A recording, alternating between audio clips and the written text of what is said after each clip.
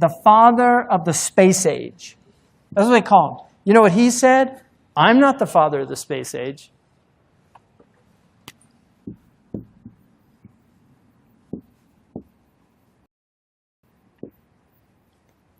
That's the real father of the space age. Okay, now this guy, who was at Cal Poly Tech, right? This guy, Jack Parsons, was openly a devil worshiper. He developed the fuel that enabled us to penetrate the stratosphere. Satellites could not have come about without this guy. In his diary that he himself wrote, he had a dream. This is 1948. He had a dream where he saw somebody that he calls Belial Dajjal. And he tells him, you are helping me. Okay, I'm not making this up. You think I'm making this up? Wallahi, I'm not making this up. You go look it up yourself. Okay, so where's all this stuff coming from? Seriously, where's it all coming from? We're in the age of the Dajjal, you know. It's just Allahu Alam, when and where and what. But this is it, people. As far as I'm concerned, it's end game. Huh?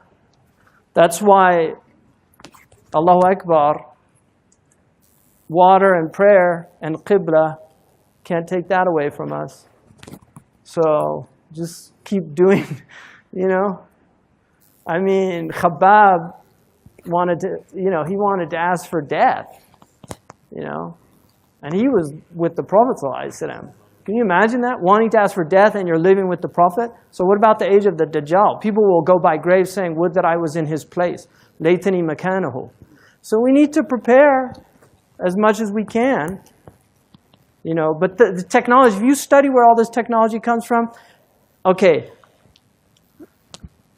you know, read about the magic and the Enlightenment period. All these scientists were magicians. They were all into black magic. You read about Francis Bacon. I just read a biography of Francis Bacon called Knowledge is Power, Magic and the Creation of Modern Science. Francis Bacon was reading all these magical books. 2001: A Space Odyssey. What's his name? No, the guy that wrote it.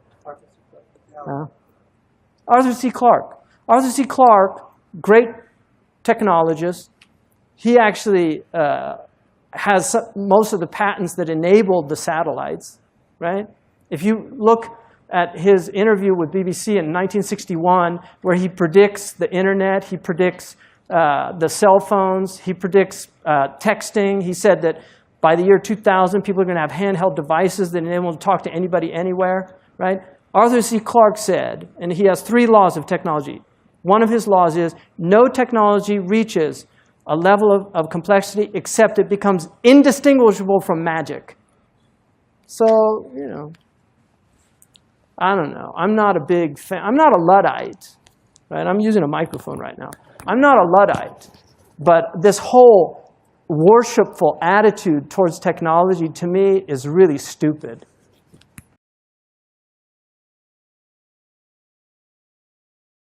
The use of communication satellites on exactly the same system now being planned. Horizon filmed him at the World's Fair in New York. He's Arthur Clarke. Trying to predict the future is a discouraging and hazardous occupation because the prophet invariably falls between 2 stools. If his predictions sound at all reasonable, you can be quite sure that in 20 or at most 50 years, the progress of science and technology has made him seem ridiculously conservative. On the other hand, if by some miracle a prophet could describe the future exactly as it was going to take place, his predictions would sound so absurd, so far-fetched, that everybody would laugh him to scorn. This has proved to be true in the past, and it will undoubtedly be true, even more so, of the century to come. The only thing we can be sure of about the future is that it will be absolutely fantastic. So, if what I say now seems to you to be very reasonable, then I'll have failed completely. Only if what I tell you appears absolutely unbelievable have we any chance of visualizing the future as it really will happen. But what about the city of the day after tomorrow, say the year 2000. I think it will be completely different. In fact, it may not even exist at all. Oh, I'm not thinking of the atom bomb and the next Stone Age. I'm thinking of the incredible breakthrough which has been made possible by developments in communications, particularly the transistor and, above all, the communications satellite.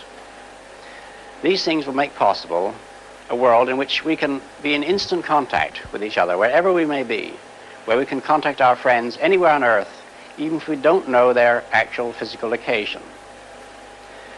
It will be possible in that age, perhaps only 50 years from now, for a man to conduct his business from Tahiti or Bali just as well as he could from London.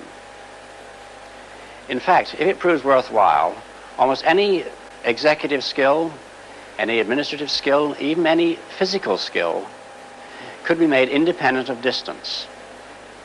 I am perfectly serious when I suggest that one day we may have brain surgeons in Edinburgh operating on patients in New Zealand.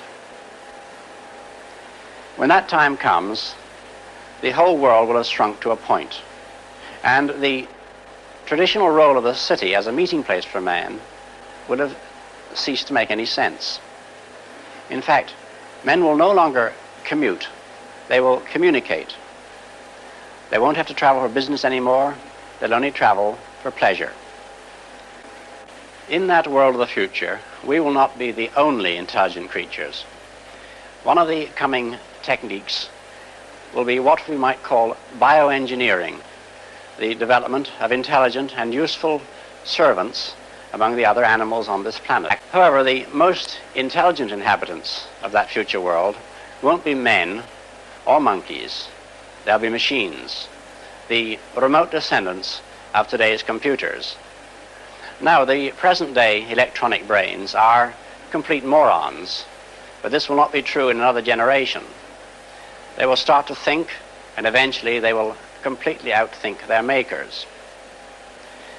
Is this depressing? I don't see why it should be.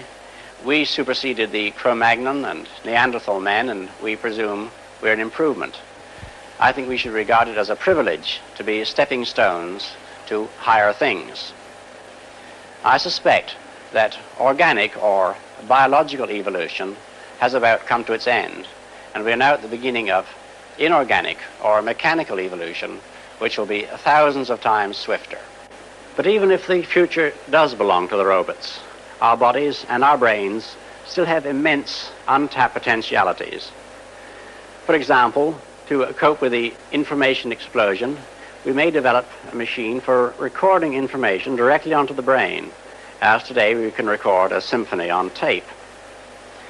So we may one day be able to become instant experts, learning Chinese overnight, or we may be able to recall completely memories of past events so that we seem to relive them.